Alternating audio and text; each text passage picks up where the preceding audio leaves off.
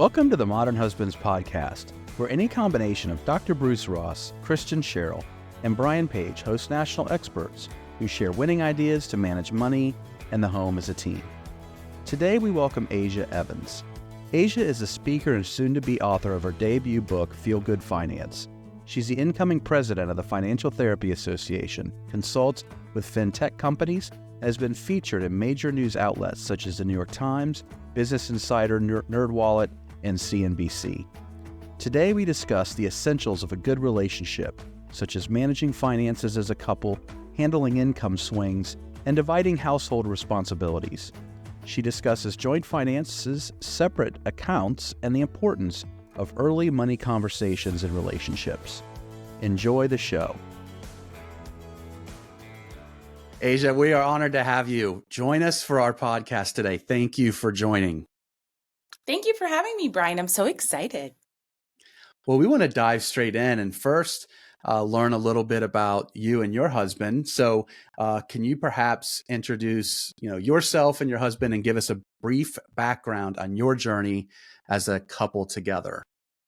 Sure. So my name is Asia Evans. I'm a financial therapist. My husband's name is Cyrus. He is a manager for a Benjamin Moore paint outlet or retail outlet. Sometimes we have to make sure we get it right what our spouses does. So we have been together 10 years. We've been married for 7. We just celebrated our anniversary last Monday. So that was congratulations. Great. Thank you. Thank you. About us, we met through mutual friends at a party the same weekend that we got married. So Memorial Day weekend, kicking off summer, that sort of thing. We didn't really speak at the party very much, but later on he Facebook messaged me because that's what we were doing at the time. We were not sliding into DMs. Well, kind of same thing at that point, but yeah. From there, we started dating. At the time, we were both in Boston. A year later, not even a year later, I'm sorry, 2 months later, I told him on our second date that I was moving back to New York City. So I moved 2 months later, and I had no idea that I had fallen in love. And then he came to visit me in New York, and as he was walking up the stairs, I will never forget the moment. I was like, oh my God, I'm in love. Shit. Because I had been very adamant that I had no interest in doing a long distance relationship. And I did not want to do the Boston, New York kind of thing before. Again, I had done it before and I was not interested. But, love had other plans. So we did long distance for a year, and then he moved to New York City. We moved in together, and that's pretty much what happened. We bought a house in the suburbs in New Jersey and got a dog, found out I was pregnant a week later, had a baby. A year later, got pregnant, had another baby, and here we are. And how old are your children now? They will be 3 and 5 in the next 30 to 60 days. And then your dog is 6? Or no, your dog is 5 in 1 week, I guess. My dog will be 6 in September. So it's July, 3-year-old, August, 5-year-old, September, 6-year-old dog. Mm-hmm. Okay, so you now live in essentially the New York City metro area. Yep. With 2 children in daycare, and you're a homeowner. So I'm imagining you make about $7 million a year to afford that. I mean, I'll be honest, I feel like I need to be making $7 million a year to afford it. I am consistently impressed at how we make it happen because it's not easy and it's very, very expensive and can be very, very stressful. But we're heading out the door of daycare. Very excited. Well, let's talk about how you make it happen, because it is obviously in the top of the minds of many people, particularly on the coasts, who have young children who are in the housing market, or perhaps they've recently purchased a home before or after interest rates, went way up. And, it's the headline of the news almost every week when you see something has happened. The childcare costs have gone above $20,000 a child on average, or the average home is like $450,000, which I'm assuming in the New York metro area is on the low side. So yeah, let's talk about how you do it. And if you wouldn't mind, I would love to know first, how do you just divide your finances as a couple? Yeah, so we are pretty jointed. And this is what I say, I do the same thing that I kind of advise to my clients as well. So after we got married, we had to, listen, audience, please talk to your partner about your money. Please talk to your partner about your money very early on. I was adamant about having those conversations before we got married, so we knew what we were hoping to do in terms of our family's financial system before we got married. And then once we got married, it was kind of like time to make sure we took action. So we have a joint account, the joint checking and savings account. That's where a majority of our money gets kind of like dumped into direct deposits going into that account. The savings account that's attached to it is kind of more of like emergent, like quick use emergency fund, if you Okay. will. Yeah. And then we have a high yield savings account, which is kind of like longer term savings that if you don't need to pull something from that in like a day or quick notice, things happen, accidents happen, you have to call a plumber, that sort of thing. Sure. Um, we're actually in the process of buying a car. So that money that we had been putting aside in our high yield savings account is now being shifted over into our joint checking account so that we can put a down payment on the car. And then we also, and I advise this to my clients as well, each have our own separate checking and savings account. So I think it's important that he has his money that he can just do whatever he wants with it, as well as I want to have some money that I do whatever I want with it. So we take a smaller chunk from our like work check and put it into our checking account, and then whatever you save on your own. I advise people best practices to have some money just in case awful situation happens, that you need to make sure that you are safe and you have some place to live and you can acquire a home without having to worry about a home. And when I say home, it could be like an apartment, somewhere to live, a Hmm. van, I don't care where it is. You just need to make sure you're safe. But have that money in each of our own savings accounts too. So I don't have access to that and he doesn't have access to mine. We talk about it if we want to, but yeah, it's our money to do What fun things with. what percentage of your overall household income do you contribute into the separate accounts? I wouldn't even say if it's like a percentage. It's very small. So That's what I figured. maybe like couple $100 in terms of like paycheck. It's like spending Ah, money. It's, yeah. hey, you want to get lunch, you want to go to drinks with friends, you want to get coffee every single day this week. Great. Like spend your money on however you want. So that's kind of how we pull it. Before, when we were younger and didn't have kids, like we, from the joint account, that's where we would go shopping for clothes. When it was just the two of us, we like clothes. So that's where it would come out. But now it's kind of like more of a discussion, like, okay, if we're going like family shopping, it's all coming from the joint. um but that's the kind of thing that kind of like just happens. But we also have, I'll call it like unofficial spending limits type of thing. Like if he went and spent $100 on something, like, oh yeah, I really needed pants or something came up and I left my Yeah. card at home or something. I'm like, okay, it came from the joint, that's fine. But if he's going out and spending $500 on something else, I'd be like, what are you Yeah. Yeah. Yeah. doing? We would definitely have a conversation about that. And that's very mutual. We would both talk to each other about it. Yeah, it's interesting. We kind of have, my wife and I, this a similar threshold. Anything that's over $100, and we just have everything shared. But we just, I don't know, we never talked about this threshold. We just naturally decided, hey, anything over this, let's send each other a text or something. Say, Yep. hey, are you good with this? So we're not surprised, and it works out well for us. I now, as a financial professional, you probably have a proclivity to start talking about money early in a relationship, but not everybody Yes. does. I'm curious, how did you go about having that conversation with him? Well, when we met, it was kind of the beginning of my own personal finance journey. So I was learning a lot and I couldn't stop talking about it. So I would talk to Okay. anybody about it who would listen. And when I also realized that we were getting serious, I was like, we need to have a conversation, one, about what it looks like financially for you to move to New York City. Like, it's just expensive here and it's going to Right. be more expensive than the rent that you were paying before. But also, what are our goals, as well as like, hey, we're going to be moving in, I still have student loan debt, so I was like, I want to talk about this with you. um this is where I'm at. So it was definitely a conversation that we were having pretty early on because that's when I was learning, and I would just talk to anybody who would listen about it then. You know that having at least one partner carry student loans into a relationship is becoming pretty common. How did that conversation go? And then how did you all handle it? Did you pay it off together? Did you pay it off? Can you walk us through that?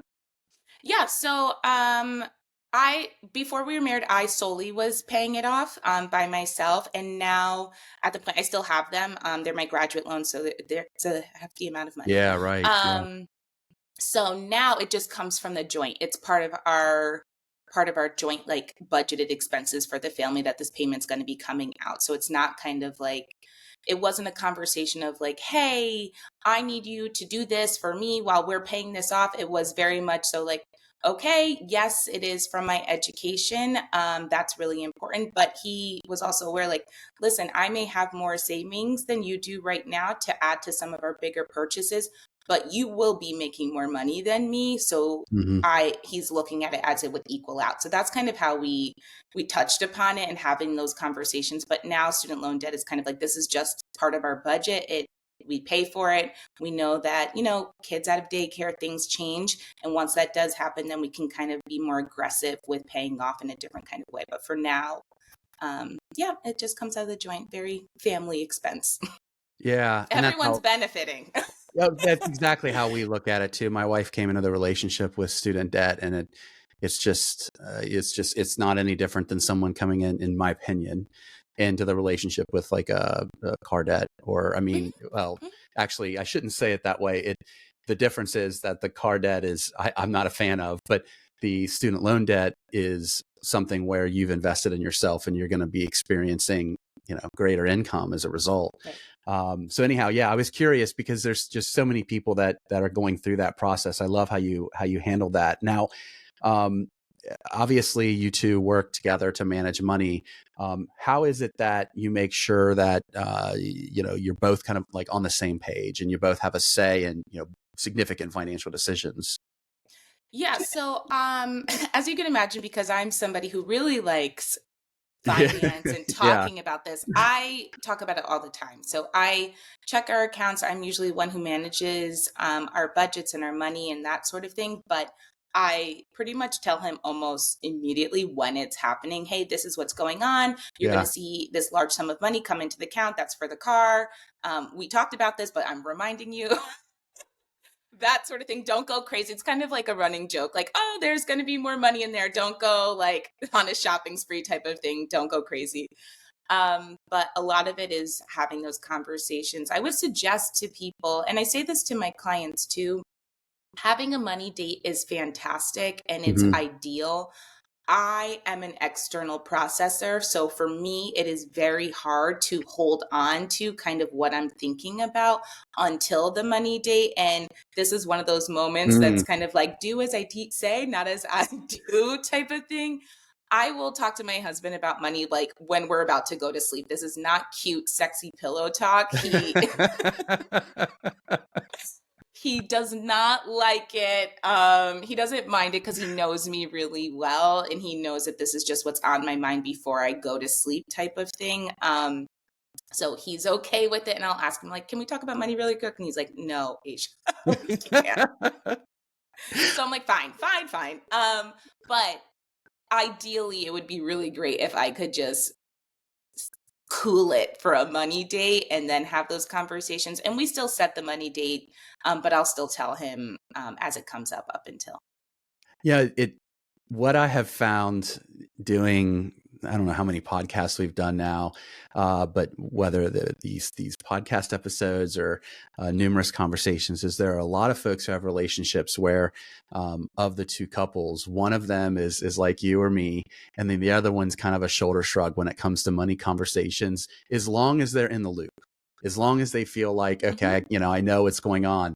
But I was talking to Dr. Strebe from our advisory board about this, and I mean, she brought up that because she has studied like basically opposites, people who are opposites in cross class marriages, and she said that oftentimes it's that balance that people are attracted to, where one Oh, yeah. person is bringing something to the table the other person doesn't have, and there's admiration as a result of that. So it sounds like that's what that you all Totally. have.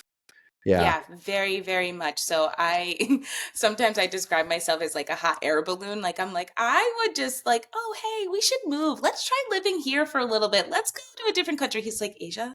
No, he very much so is an anchor for me to then come back to like, no, I like my life. Like I love the life that we've built together, but I'm also so interested and curious about other ways of living or doing things. So we Right. are definitely a balance that way. We're a balance when it comes to like that financial piece. We're a balance when it comes to emotional level. Like I have tons of feelings and I want to talk about them. And he tends to, when he has his feelings, is more quiet and internalizes them and then will kind of share. But it is a beautiful balance. I'm very grateful for it because it's a lot sometimes. I'm a lot sometimes.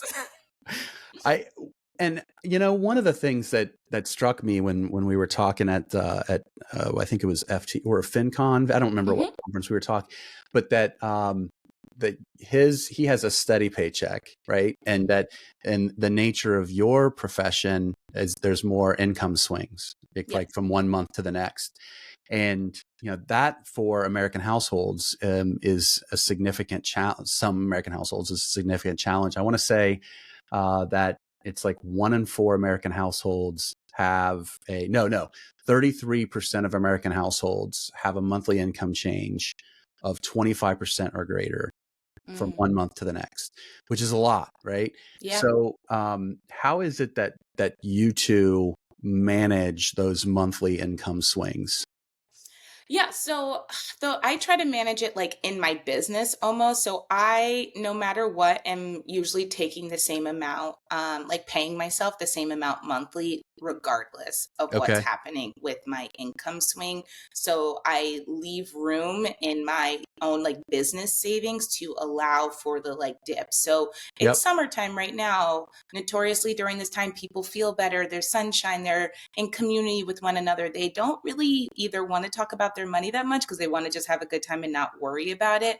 Or they feel really good mentally and physically. So they're like, hey, I can back down some of my sessions. So just summertime in general for Mhm. therapists tends to be like a dip. That's just the cadence of our years, but I try to prepare for that throughout the year. So just paying myself the same amount. I pay myself on a weekly basis. So paying myself weekly and then allowing for the savings to cover if something shifts dramatically. And usually it's not too dramatic, which I'm grateful for.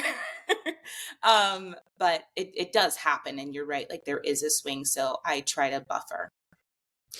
And those swings are not just financial swings, but I would imagine that there's swings in how you spend your time. Is that right? Like Hmm. profession. Yeah. So knowing that you have 3 kids, 2 children, and a dog. I'm a dog lover. They're part of the family. I consider them. I consider them a child. Yeah. At least mine was. So anyway, the how do you, knowing that kind of your responsibilities change from one day to the next, and I'm imagining your husband has a commute, how Mhm. do you manage the home, right? I mean, that's a Yeah. business in itself. How do you all divide those tasks? Yeah, it took us some time and we had to figure it out as a couple just when it was just the two of us, and then we had to reorient when we started having kids and the dog, and then we had to reorient again when the kids started getting older. So I would say we're probably in the best place Mm, that we have been, um because our kids are toddlers, but you I feel the difference from where we were at when they were like newborns or couldn't walk or couldn't get something for themselves or couldn't tell you they needed some water or they were hungry. It's so different. So those like different phases of life will require you to have these kind of conversations. So now I think we just understand and I feel the time a lot more, just because my work has changed since we had our first to now. But I like doing some of the stuff around the house. So if I have extra time, like before this podcast, I had a gap in my schedule. I was like, great, I'm gonna work out. I would have mm. never done that 2 years ago. 2 years ago, the house would have been screaming at me that I need to do laundry or do these other things, or this is really important. So the way we kind of divided it up, like I hate doing dishes. I'm going to be honest. I hate doing dishes. So it's kind of, again, another running joke. We laugh a lot here. um, so he'll say, "Oh, Asia, are you doing the dishes?" I'm like, "No." And he knows I'm not kidding, even though it's funny for both of us. But I know it is my job to unload the dishwasher, unload the drying rack, put the dishes away, because I know I do not like doing dishes. So sometimes I'll do them, but honestly, I really don't do dishes. I don't. I don't. I'll own it. I don't mind doing laundry, so we'll do the laundry together. I hate, like, I'll do the laundry. He does his own laundry because it just got overwhelming. It was too much. Yeah. But we'll fold together. So I don't mind doing it, but we'll fold all of the laundry together, like after we put the kids down, that sort of thing. So it was really just, hey, what's working? And we both can tell when the house stuff and the house chores are getting out of hand, because we both get uncomfortable. It's like looking around the house is becoming overstimulating. There's too much stuff around. Mm. We need to clean up. So he can tell when I'm getting a little uneasy, and I can tell when he's getting a little uneasy. And if one or the other just needs time, like, hey, I just need to clean this up. Can you like go outside with the kids and play, or just give me some time? I just want to like heads down focus and not worry about it. Then we're both okay with that. So it's a lot of communication. It's a lot of, this is going to drive me crazy. I need to do this before passing go type of thing. As a Modern Husbands podcast listener, you recognize the importance of evidence-based advice from leading national experts for your marriage. That's why we know you will love our marriage toolkit. Nearly 50 national experts came together to provide bite-sized advice to manage the toughest topics couples face in managing money in the home as a team. Go to modernhusbands.com for your free preview of our marriage toolkit to start, strengthen, or rebuild your marriage. Once again, that's modernhusbands.com to sign up for your free preview of our marriage toolkit. Now back to the show. Who handles the anything related to healthcare with the kids? Me. That Definitely. is Like so much work. Like by far, I still, like, he is an open, willing, helpful partner. Of course, he is very, very present, but I still like manage the house. And when I say manage, to your point of, hey, like healthcare, like I have doctors on speed dial. I know where the dentist is. Like I know what's going on. I'm like, hey, honey, where's the HSA card? And he's like, I don't know. I'm like, it should be in your wallet. I have one. You have one. Where is yours? That sort of thing. So I, by and far, definitely manage the house, but he knows his role and happily slips into the role to like make it happen. He has said on many occasions, like, Asia, you are going to go be the president. Like, you are the president, and I'm happy to be your VP. I'm happy to play a supporting role to this. That works for me. And I'm like, great. And then there are many times that I'm like, did you make a decision? Like, I happily defer to him, because sometimes I don't want to do it all. So, but it's been 10 years. So it's taken us some time to get to this point. Yeah, and I remember when I told him, I was like, you're not a bad boyfriend, but you were a bad roommate. And I said that, and it was true. And it was the first year that we had lived together. And it was the first few months. And I was like, you're not a bad boyfriend. You're a great boyfriend, but like, you're not a great roommate right now. And I need you to just like show up. I love how he kind of takes that position of, you know, I'm the VP, but more of probably like laissez-faire, kind of relaxed. And I've learned over the years that the more that I can kind of go with the flow with things where I'm not super passionate, the easier everything gets. Because my wife's very much like, she's regimented. She's like on the go all the time. And I'm, you know, when it comes to anything with the house, you know, like I would live in a studio apartment and not own a car if I wasn't married. I wouldn't spend any money at all. And I recognize that that's not normal. So, you know, I just kind of like go with it. Here's our budget. Are you good with this? Here's what we make. We have to spend less than what we make. Right. And I feel like that like you, it makes things easier. But those are, I mean, that's not something that's structured in a system. That's just more of a personality Yeah. combination, I think, between spouses. So not everything is perfect in a marriage, and there's always going to be financial disagreements. I know that Hope and I have had quite a few over the years.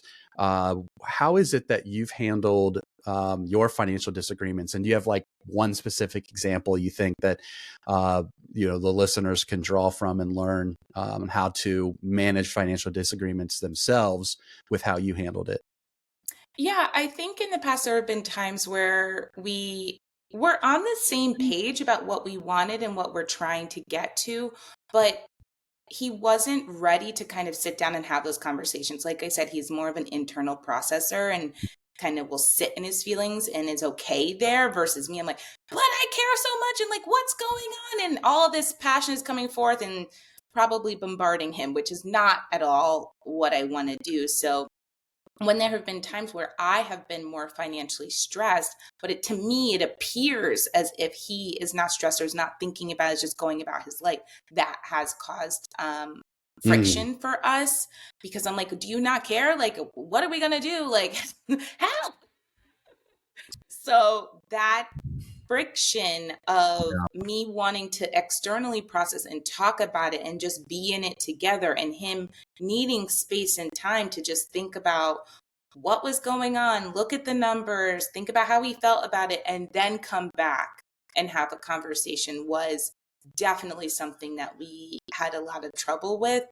And the thing that we would do is that I would have to realize that like I had to back down, like I needed to just stop and give him the space and the time to make sense of it all, to decide what was going on and then come back. And that was very, very hard for me. And I'm grateful that I have the therapy skills that I do because I had to tell myself, Asia, you can't force him to talk about this right now. Even Yeah. though you are uncomfortable, you have to sit in your discomfort and then come back together because it's not worth causing this much friction in your marriage. Like that's not what you want. You want both of you to be on the same team. So um I'd be like, do you need space right now? Even though I'm like, I want to talk about it. And just give him the space and say, okay, can we talk about this on Friday? And then schedule the money date to be like, let's sit down and really look at the numbers. I want to hear your opinions. Like, I'm overwhelmed or I'm worried. Let's just sit and talk about it. So, open communication is definitely something I'm always going to be a champion of. Being yourself, like, your partner needs to know who you are. Definitely know like who you are to your core so that when you are freaking out or worried or silent, it's not shutting the other person down to make you think that they don't want to be there. It's just their way of going through a stressful situation or having hard conversations. What are some of the let me ask it this way. Have there been, patterns in your clients that really stick out of specific challenges that trigger couples into financial disagreements? Yeah, I mean, I think my example of what happened with me and Cyrus was one of them. Just like one person is really caring, is really, really like jazzed up about the money, whether that is just feeling uncomfortable about it or just like, hey, let's tackle these goals really aggressively. And the other person is a little bit more nonchalant. I think that can cause a lot of friction for people not talking about money at all Mm. in their relationship. I think definitely causes a lot of friction because you get into the groove. Like I said, like my own story, you get a house, you have kids, dogs, jobs, all the things are happening. And then you look up, it's 10 years later and you're like, wait, I don't really know what's going on with the accounts or where they are or how they're housed. And then I would say spending discrepancies definitely come up for people. So this person's spending too much money, or I don't think we need to spend that much money, or the kids need these things. I can't let the kids go Mm. without these things. But do they really need those things? So just kind of the back and forth between I want to spend less money, I want to spend more money, and how do we come together to feel like we're on the same page as a family to meet our goals?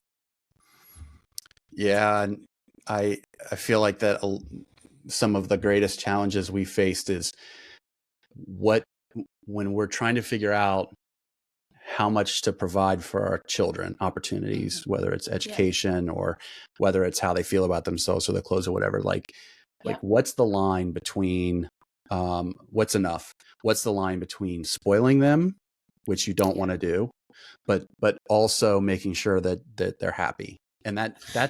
that has been a really big challenge for us.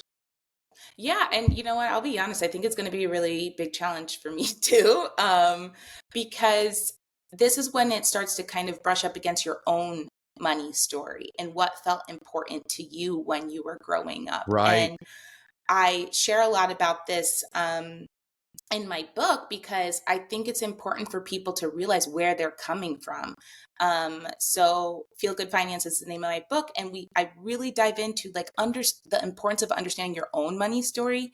So for me, I grew up very, very financially comfortable for like where I lived. Like we had decent things and had a nice life, and I was comfortable. But my mom did not prioritize like clothing in the way that some of the other kids' parents prioritized clothing. So for me, it was like, oh, I'm going shopping at Limited Too, and I'm a millennial, so these things were like really important at the time. I'm going shopping at like not Limited Too, at Old Navy, that sort of store where other people were shopping at Limited Too or were going to Abercrombie and having those moments. And I'm like, Old Navy's cool and I don't mind how I look. I'm fitting in well enough, but I want that. And my mom was not going to spend $50 to $60 on a pair of jeans at the time. When I'm in like middle school, it just was not a priority to her. I had my like one or two pairs of nice sneakers for the year, and that was good. But there was not going to be some kind of like, oh, hey, it's the middle of the year for no reason. This cute pair of sneakers came out. I'm going to get it for you. Like that just wasn't my story. So now I know that there's going to be a part of me that, to be honest with you, wants to keep up with the Joneses with my kids. Like I want them to have enough that they fit in, but Yeah. not feel like they are at the top of the stylistic food chain because they're buying all the things and all of the labels. Like I want them to understand the importance of you matter more than what you're wearing, but I want what you're wearing to exude who you are. Like I do believe that like what we wear in our clothing is another outward expression of who we are, and that is important, but I don't want it to only be like I'm decked out in Lulu and I've got these fresh Jordans on and this is what's going on. And trying to find that balance is going to be very hard for me because I know how I felt Yeah. when I didn't get some of that stuff or wanted that stuff. And I understand we had plenty of clothes and it was fine. But as a kid, it doesn't feel that way. It's like, I'm not cool because I don't have those sneakers. Well, actually, that specific example, I remember that in my sixth grade, this one of the kids got the Jordan 4s. I still had shoes with Velcro on them and like the zipper with you put your lunch money Yep. in the inside Yep. the zipper of the bruise. And I thought, oh my God, those are great. And it was, I don't know if it was a status symbol. I guess that would be when you're a kid. But kind of like taking a step back, I'm glad you brought up your book because that's what I wanted to talk about next. Can you tell the listeners a little bit about Feel Good Finance? I know it's not out yet. Can you pre-purchase the book? Yeah, yep. So it's Okay. available for pre-order wherever you get your books. So you can go on Barnes and Noble or Bookshop, Amazon, We're going to whatever. put a link in our podcast notes for Perfect. people to do that. Yeah. So tell us about Feel Good Finance. Yeah, so it comes out December 3rd. So you can do the pre-order now. You just have to wait just under 6 months. Literally, like yesterday was a 6 month date. But Feel Good Finance really is about how do we understand who we are and how our psychology as humans, as well as our life experiences, impact what we do with money.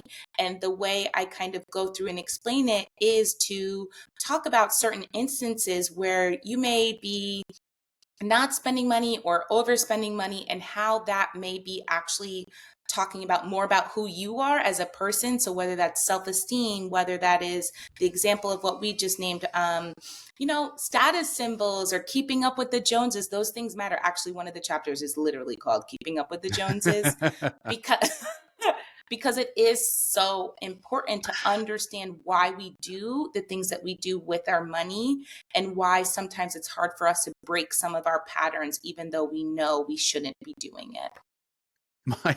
My dad told me, I remember in high school, my dad sharing his feeling about the Joneses. My dad hates the Joneses. And we had a station wagon that it was so bad that it was recruited and sold to somebody to be entered in the Clinton County Demolition Derby, and it won. Oh, So you can imagine this was like, those were the yeah. cars that we drove.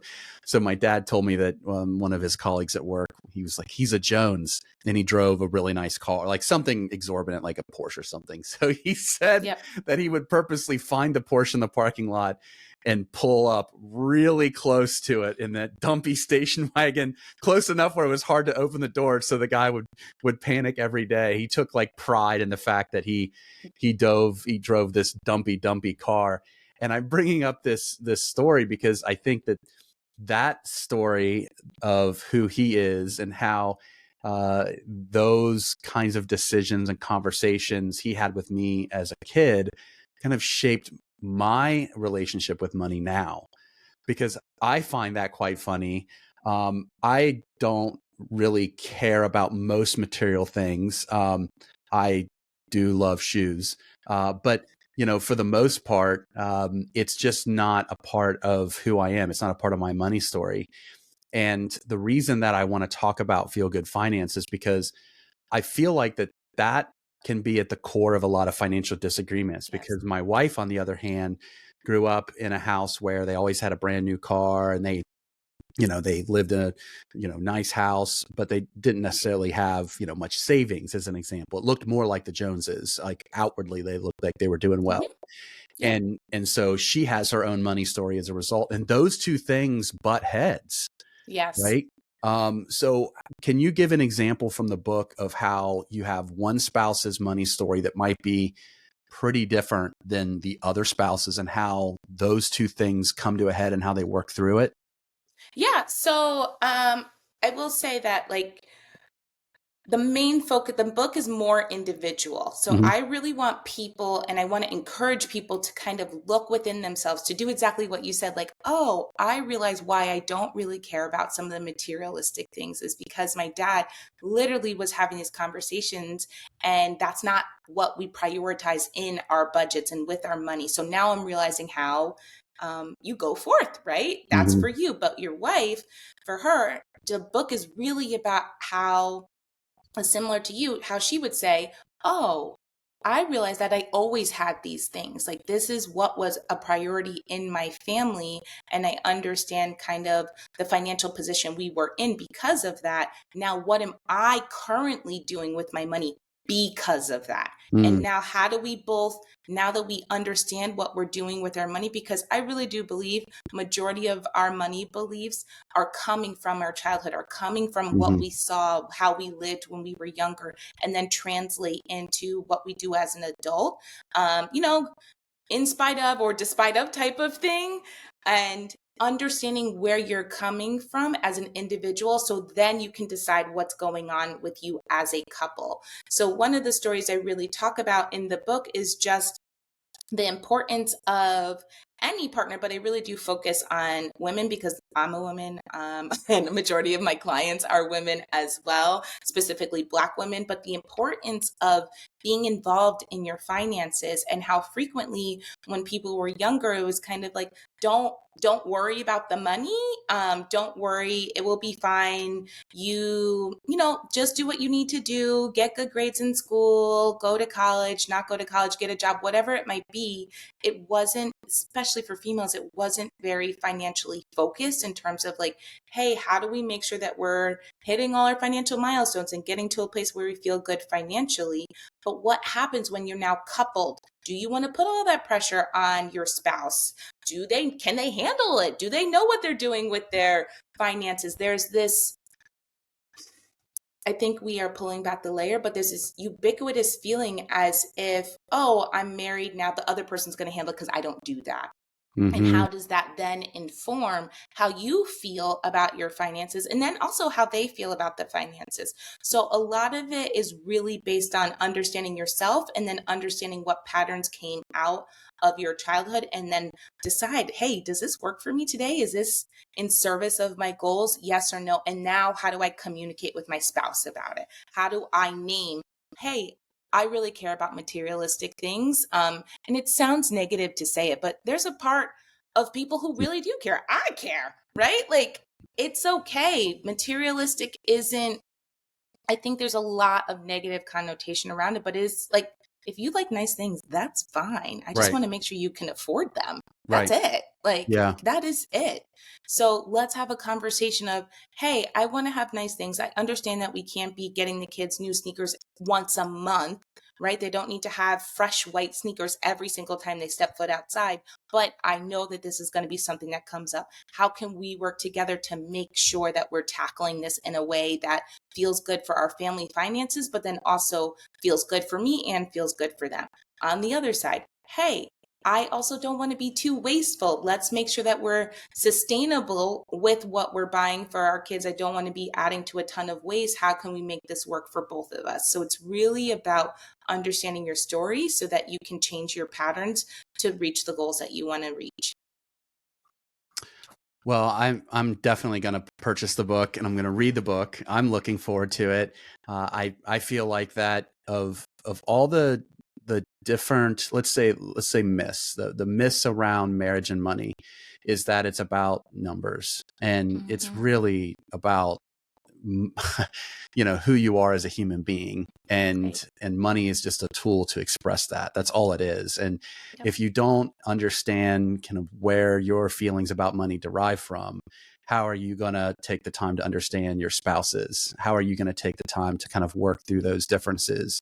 Because ultimately, you can have the best possible marriage. You can have two people who are financially literate, but you're still going to have disagreements when you have different money stories that have to be worked through. So I like to end the podcast with one way in which you want to help our listeners, one piece of simple, actionable advice that they can take in their life right now and apply it to their own financial world or their financial world within their marriage. So if you could do that, what would it be? Talk about your money. Talk about your money. Whether it's once a week, once a month, you just have to talk about it and know where it all is. Like, know the landscape of your financial life. This was a great time. Yes, it was. I was like, I could talk about this forever. I know. This has been fun. Well, thanks for joining us. And again, folks, buy Asia's book, Feel Good Finance. You can pre-order it now. You can go to our show notes to find the link to do that. A special thanks to our guest and, of course, to all of our listeners. Don't forget to click subscribe wherever you download your podcast, give us a rating, and share the Modern Husbands podcast with others. Doing so goes a long way in growing our reach. And join your fellow modern husbands and have links to our podcasts, articles, and other resources to manage money in the home as a team sent to your inbox every 2 weeks by subscribing to our newsletter at modernhusbands.com. Until next time, be well.